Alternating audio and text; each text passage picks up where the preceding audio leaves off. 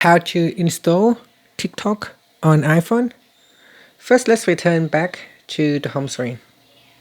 And on the home screen, swipe across and locate the App Store. So here we tap on App Store. Next, at the bottom here, you want to tap on the search text box.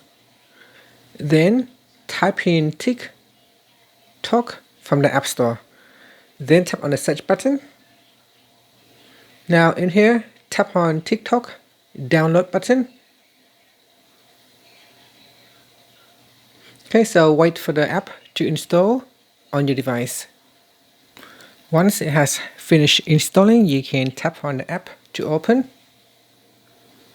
Here it says welcome to TikTok, and you can continue with the setup process or the sign-in process on your app.